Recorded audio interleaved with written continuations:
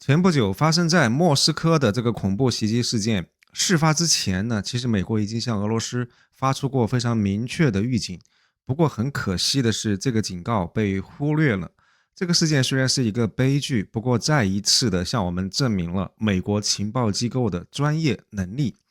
这段时间，在我自己的推特时间线上，一再有人反复提起，在网上已经流传很久的美国军方曾经提到过的一个预言，那就是说，在2027年，台海是不是注定会有一战？今天这个视频呢，艾森想尝试来研究一下这个问题。那在台海的潜在军事冲突，毫无疑问肯定是多方面各种不同的因素共同起作用的结果。那所以要研究起来肯定会非常困难。不过有一点是很明确的，就是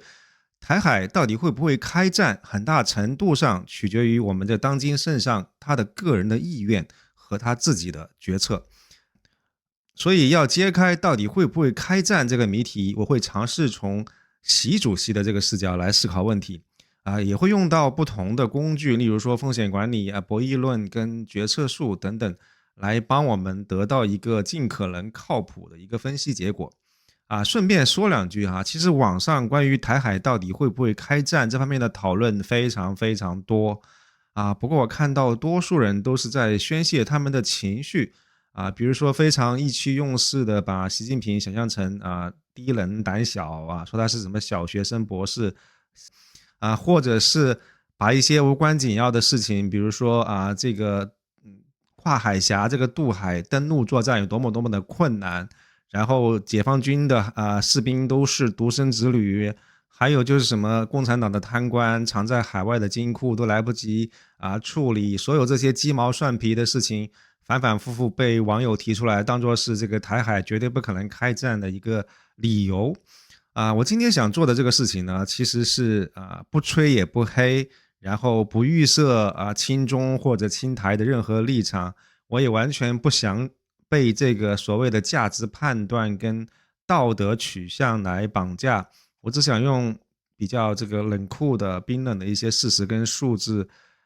用符合逻辑的方法来推理，看看有没有可能得出一个客观中立的一个结论。既然是从决策者的角度出发来思考这个问题的话，那我想我的思路是结果导向的。也就是说，首先我想先搞清楚，最终要交付的是一个什么样的东西。也就是说，在习近平主席的眼里，什么样的台湾是他想要的台湾？然后我会倒推回来去研究看看，就是要完成这样的一个交付物，也就是说，要打造一个习主席喜欢的台湾，我们需要一个什么样的解决方案可以做到这种效果？然后有了方案之后，我们再看一看，就是我们的习主席他是不是出得起这个价格，他能不能承担得起相关的风险？那整个的决策过程武力统一其实只是解决方案的其中一个选项而已。那开始之前，我们首先要明确，就是在过去十几年，在中国发生的最重要的事情有两件。第一件事就是习近平上台执政，他上台以后呢，把中国的这个社会的战略重心从以经济建设为中心，转变成了以政权安全为中心。那第二件事情就是在过去十几年，中国的国力大幅攀升，中国的 GDP 总值和美国的比率呢，从不到20%迅速攀升超过70%，甚至一度逼近80%。这两件事情对于我们接下来要分析的事情有非常重要的影响。那习近平上台之后呢，我们看到他反复一再强调政权安全，一再强调就是中国共产党的执政地位跟制度安全不容损害，这个是他画出来的一个不可能被触碰的红线。所以我们这里讲的政权安全，其内涵的话是指共产党的这个执政地位，当然也所有人都知道，也包含这个习近平本人的这个执政地位不可以被挑战。其外延的话呢，政权安全与中国的国家安全有某种程度的重叠，但是很明显，政权安全不等于国家安全。那从政权安全这个核心红线的逻辑出发的话，我们就比较容易能够理解，为什么作为一个国际金融中心，香港这么重要的一个城市，它的国际地位、它的经济繁荣和市民的福祉都必须要给政权安全来让步。从另外一个角度来看，现在已经完成23条立法之后的香港，其实也就是将来共产党可以接受的未来台湾社会的最终形态。搞清楚这些重点以后呢，我们就可以开始把所有可能对于中共政权安全造成威胁的这些风险点罗列出来，简单梳理一下。我相信每一天摆在习近平案头需要处理的与政权安全相关的事情一定会很多，但是天下这么大，事情这么多，他不可能所有的事情都需要他亲自来处理，所以事情肯定会有一个轻重缓急。如果我们把威胁的严重程度跟紧迫性两个维度来划分的话呢，这些政权的安全威胁可以放在不同的区间来看。第一个区间的话，紧迫性最高的肯定是那些国内每一天层出不穷的各种维稳的热点事件。这些事件绝大多数要么就被封锁消息，然后消失在这个社交媒体绝大多数人都可能没办法知道，要么呢就已经被引导舆论或者已经被掐灭掉了，所以这些基本上构不成重大威胁，也不太可能放到习近平的案头让他来处理。第二个区间是紧迫并且有重大威胁的一些事情，比如说最典型的就是如果党内有谁在密谋想要推翻他，或者是军队有人在组织哗变，这种事情很明显是非常非常重大而且紧迫的威胁，是优先级最高，需要习近平马上来处理的，对不对？那第三个区间的话，比如说台湾的去中国化，或者台湾正在举行总统大选等等，这种事情很重大，但并没有即时的威胁所以是放在这个区间。但如果有一天台湾突然宣布我现在独立了，然后这种事情呢就会立即升级成为重大并且紧迫的安全威胁，也需要我们的习主席立刻马上来处理，对不对？然后第四个区间我们看到比如说海外民运法轮功这些事情相关的东西呢都放在这一个区间他们不可能对于共产党的统治造成任何有实质性的威胁，所以基本上都可以暂时忽略不计。那如果把这些识别出来的风险点有效管控起来的话，我们就能够形成一份风险管控表。那我们可以看到与台湾相关的一些风险点发生的可能性以及风险的这个优先级都是很高的，说明我们中共需要非常认真对待与台湾相关的这些事情。那与台湾相关的一些安全风险具体体现在哪些方面呢？首先第一个最重要的就是中华正统之争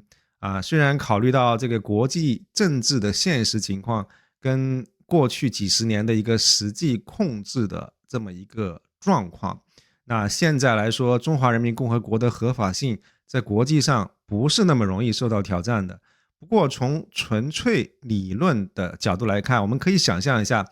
如果现在国际社会重新选边站队，然后大家都重新承认中华民国，并且呢大家团结一致在联合国大会上投票通过相应的决议，那的确是有可能推翻中华人民共和国在联合国的这个常任理事国的席位，理论上来说也会对于中华人民共和国的这个合法性提出一个非常非常严峻的挑战，这个毫无疑问是对于中共的政权合法性的最大的挑战。那第二个风险在于台湾社会目前拥有的多党制、定期选举、言论自由等等等等的一些民主社会的特征。那这个呢，与目前大陆的一党制的政治体系会形成一个非常鲜明的对比。那台湾的一个成功的民主实践肯定会被大陆人拿来比较，对不对？所以也会导致中国内部对于政治改革有呼声，要求中共开始进行一些民主化的一些尝试。那这个肯定会对于中国共产党的统治提出挑战，对不对？那第三个风险就在于说，台湾目前还拥有一支独立的不受中央政权、大陆政权控制的军事力量。那如果我们翻看历史书就知道当年这个郑成功家族在台湾统治的时候当清朝出现三藩之乱的时候郑家其实的确是有反攻过大陆的，所以作为一个军事基地，台湾其实是对大陆政权是构成现实的这个安全威胁。那第四点，因为台湾所处的一个独特的地理位置呢，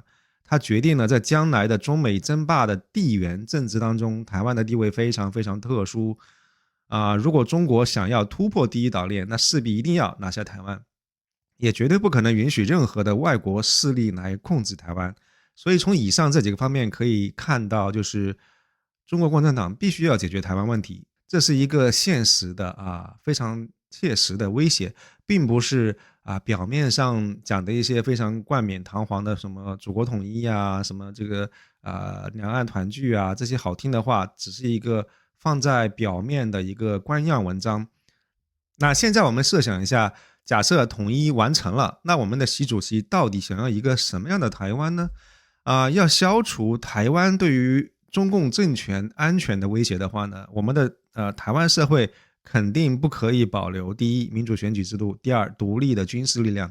因为这两个都有可能对于中共的政权安全造成威胁。基于这个认知的话，我们来看一看在习主席的工具箱当中有哪一些选项是可以帮他达成这个效果的。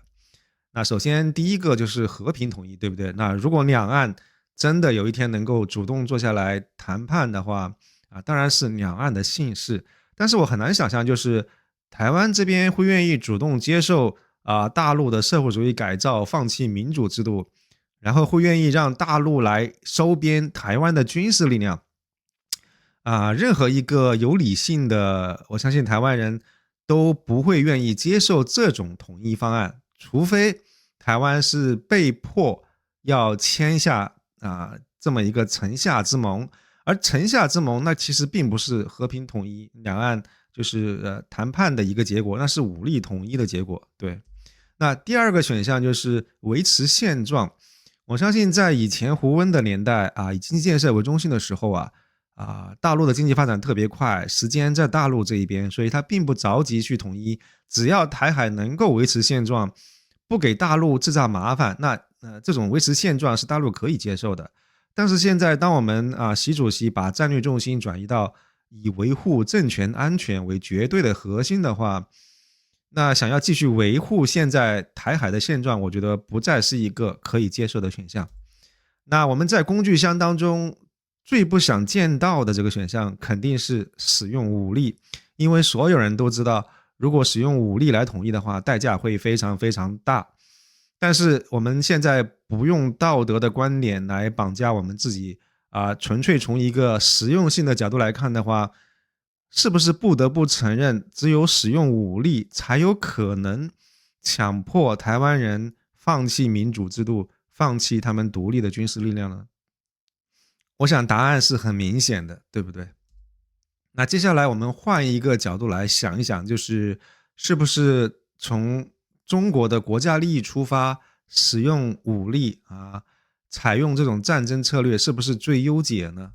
那在博弈论当中有一个非常经典的囚徒困境，讲的是两个嫌疑犯被警方逮捕，并且关押在不同的房间里来审讯他们。如果两个人都很讲义气，不肯背叛对方的话呢，其实他们两个人都只会获得最轻的惩罚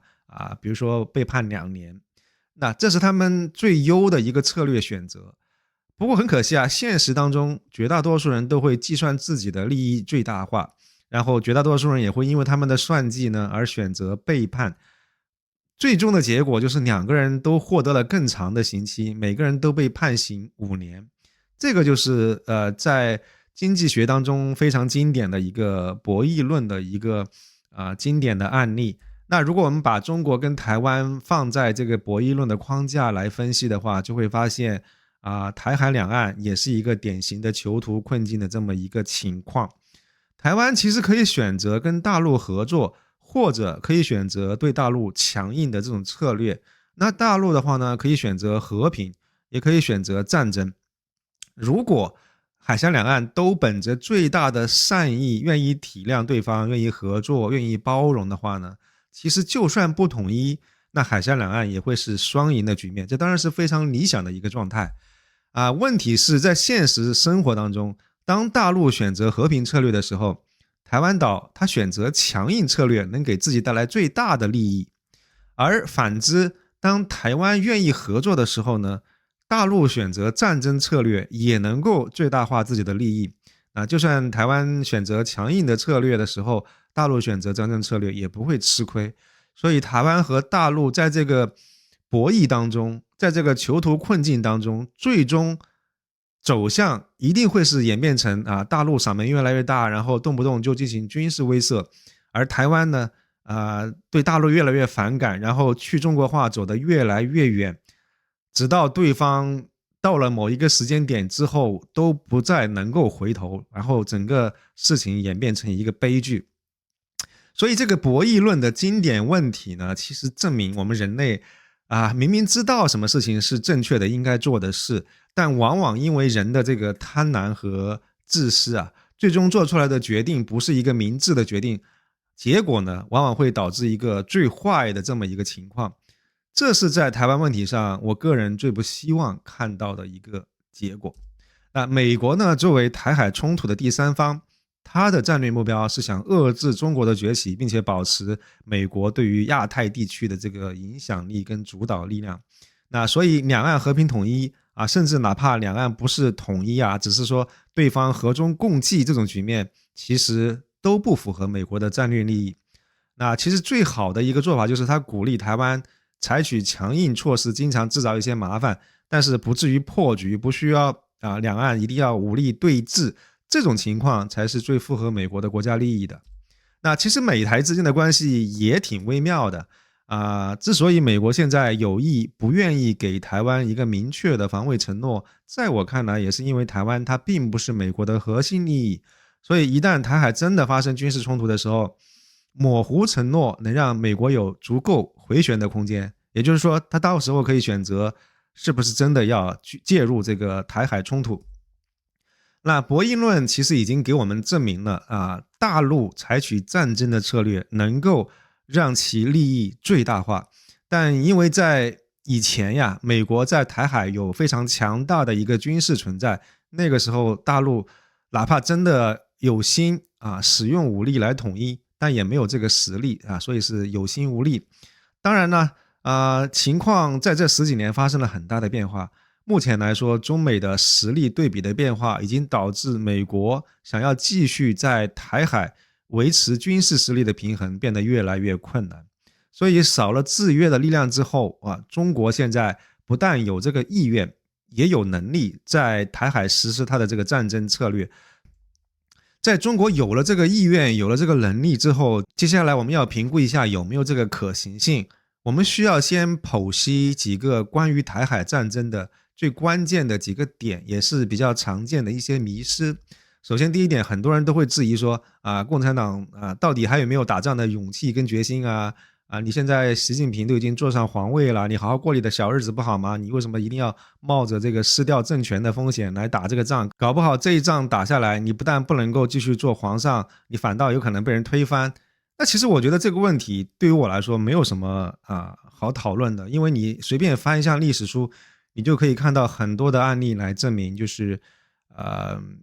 共产党为了保卫他的政权是有非常大的勇气跟决心来发动战争的。我们看一下当年的朝鲜战争，看一下1996年的这个台海危机，其实都是有决心来开启战争按钮的。第二点就是打仗是不是真的会威胁共产党的政权安全？其实我相信共产党对于社会的控制力是很强大的。你想想看，3年大饥荒，10年文革这么极端的情况，中国的社会都没有出现失控的这么一个状况，共产党还是牢牢把握了政权。而不要说那么远的一些事情，说前2年那疫情期间的风控，也向全世界展示了我们中国的老百姓的这个服从性是多么的好。然后白纸革命呢，其实又提供了一个压力测试的非常宝贵的数据这些东西都对于将来从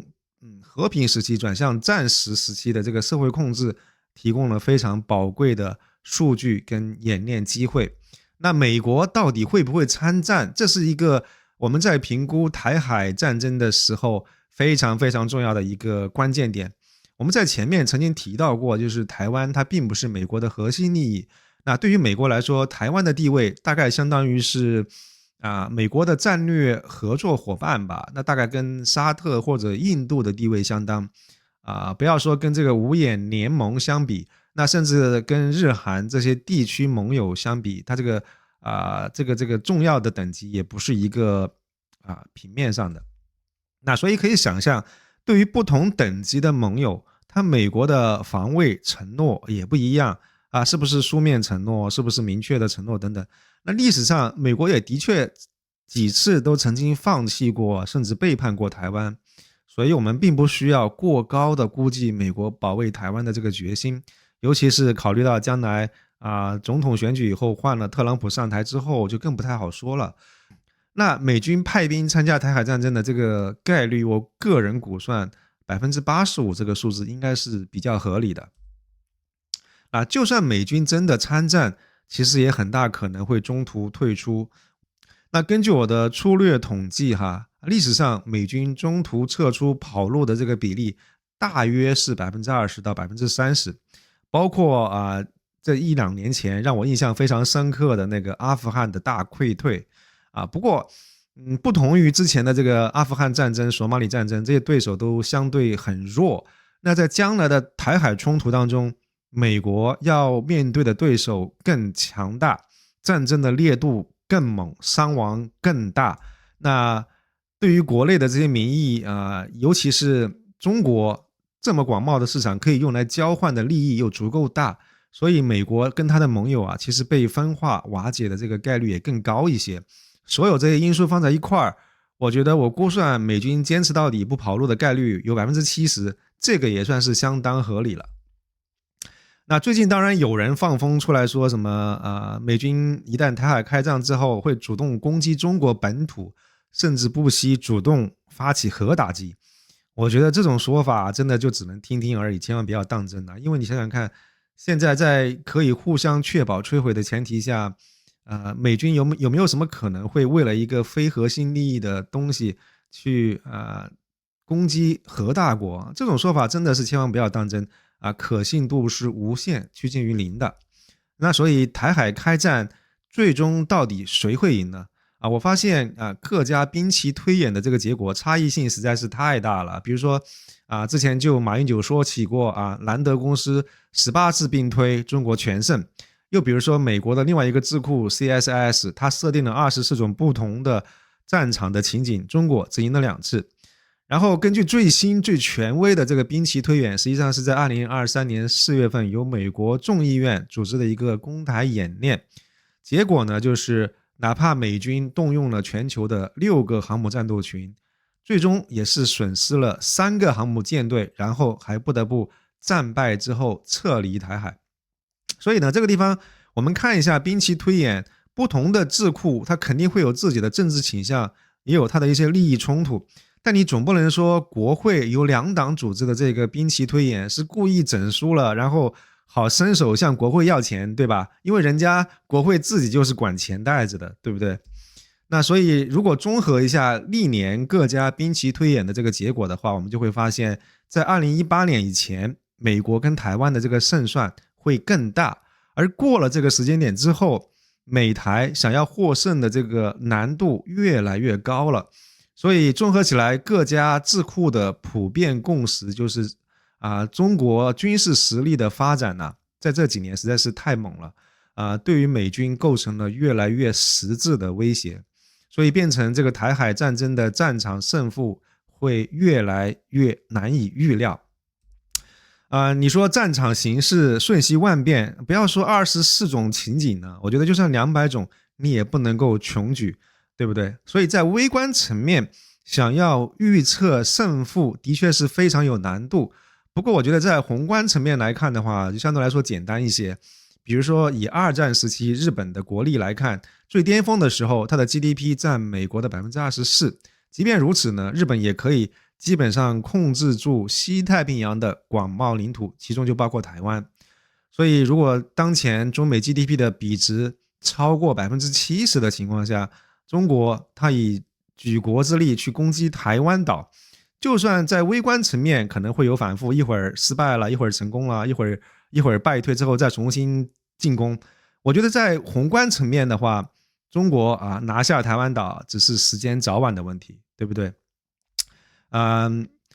在美军介入的情况下，我估算大陆有50%的胜率，这个不多，对吧？一半一半。那如果美军不介入的话，我相信大陆的胜率达到65%，也是非常非常这个保守的一个估计了。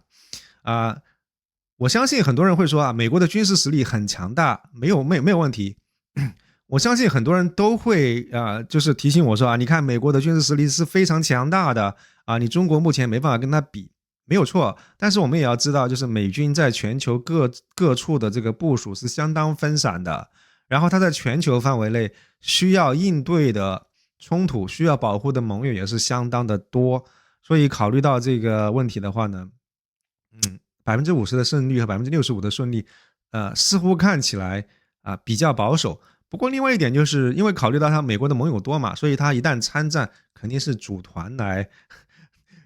到台海一游，所以我觉得最终我还是愿意维持在50%的胜率和65%的胜率这个范围，我觉得还是合理的。那基于我们刚刚的这些分析和判断的话呢，接下来我们就会把这些数字放入决策树来帮我们分析研判台海战争的最终可能的走向。那我们把台海战争可能发生的各种情况，当然不可能是所有的细节了，只是一些比较关键的点，比如说这个斩首行动啊，比如说美军要不要介入，中途要不要退出啊等等组成一个简单的决策树。然后我们把刚刚的那些概率放进来，然后计算大陆获胜的概率，计算中共政权倒台的这个概率，然后我们就会得到2个重要的数据。第一个就是大陆在台海战争当中有超过一半的胜率，52%的这个数字看起来不多哈，但是我觉得对于少壮派的军官来说，这场仗已经值得打了，因为对他们来说，台海战争是正义的战争，是统一战争，对不对？然后第2个数字，我们可以看到，因为台海战争而影响到中共政权安全的概率只有16%。因为有了疫情期间风控的这个经验，跟白纸运动作为压力测试得到的社会实验的数据，所以我非常肯定，就是从和平时期转向战时的这个状态在中共的这个统治下，社会还是非常可控的，并不用担心说因为战争就会导致说政权被推翻，我觉得这个概率相当低。那接下来我们需要衡量一下战争的回报，来对比一下战争的成本跟风险，看看这件事情是否划算哈。对于习近平来说，我觉得如果他有机会能够一举突破第一岛链，与美国、华太平洋共治的话呢，他这个成就是绝对可以让他比肩开国皇帝毛太祖的历史地位。而且另外一方面的话，恰恰是因为他这个成就，他可以彻底的就是获得党内跟军内的这个拥戴，然后可以一劳永逸的解决他自己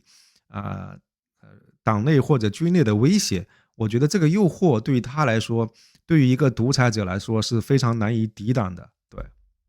所以虽然战争的成本会非常非常非常高，比如说非常巨量的物资消耗、经济的一个损失，以及浩大的人员伤亡。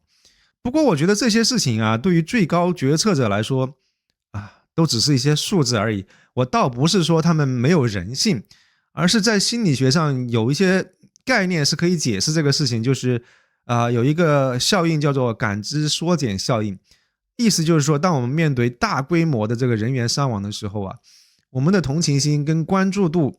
不但不会随着受害者数量的增加而增加，相反会随着这个受害者数量的激增而递减，直至完全变得麻木无感。很残酷的一件事情，但的确是一个事实。那一个意外的惊喜就是我们会发现，这次的分析告诉我们，台海战争给政权安全带来的风险根本没有想象当中那么的高，只有16%的概率会影响政权安全。我觉得这种程度的风险水平，第一完全可以承受，第二完全在共产党可以控制的范围之内。不过有一点值得留意的就是因为有一个代理人困境这种事情的存在决策者的个人利益跟这个国家利益之间其实是存在错位的。那如果战争的赌注如果押对的话呢，受益的是决策者个人，但战争的成本是需要国家、需要社会、需要每个公民个人来承担的。所以中国的现况就是没有选票，没有问责机制，所以实际上对于战争决策者没有任何制衡，也没有任何的约束，这个是很可怕的一件事情。当年文革也正是因为没有任何约束，所以才会发生这么大的滔天的悲剧。所以讲到这里，我们使用囚徒困境来分析这个台海的现状，让我们看清楚了这个海峡两岸台海问题的最终宿命。而这个代理人的困境呢，则让我们虽然看清楚了这个宿命，但只能意识到自己对于这个结局无能为力，所以什么事情都做不了。这种无力感也是让人感到非常可悲的所以台海两岸到底真的会不会开战呢？说实话，国际上的这种政治事件具有非常大的不确定性，所以随时都有可能有突发情况发生。哪怕今天晚上百万大军已经在海峡对岸整个待弹，但任何突发的状况都有可能让我们的这个圣上在最后一刻取消他的这个攻台计划，改变主意，对不对？所以艾森的结论只能是：第一，台海问题，我觉得对中共政权安全是造成了切实的威胁，所以一定会需要处置这个风险。中共现在不但有这个意愿，也有能力能够实施战争策略来完成对于这个风险处置。另外的话呢，我们会看到就是战争的决策者他其实会发现真的实施渡海作战这个风险没有我们想象当中那么的高，而且因为没有任何约束，他不需要考虑这个决策的后果，也没有什么非常大的顾虑。所以除非这个决策者本人有很强的道德观念，他才会真的考虑就是人命的损失，人民的福祉。不过很可惜，这个道德约束这个因素并不在我们本次研究的范围之内。所以其实说到底想要分析跟预测台海问题是一个非常非常大的挑战。很明显，艾森今天是不自量力的。因为影响最终结果的变量实在是太多太多了，所以哪怕你是用一个超级计算机来计算，你也很难得到一个非常靠谱的结论。我今天呢，只是删繁就简，创建了一个简化版的这个分析的框架来娱乐一下大家。所以如果我的视频能够给大家提供一个看台海问题的不同的角度的话，我就觉得已经非常值回票价了。也欢迎大家如果对于我的分析有不同看法的话，请在评论区留言和我们分享您的看法。这里是艾森的频道，如果我的分享对您有帮助的话，请记得点赞、转发并订阅我的频道。祝您有心情愉悦的一天，让我们一起为台海和平来祈祷。谢谢大家。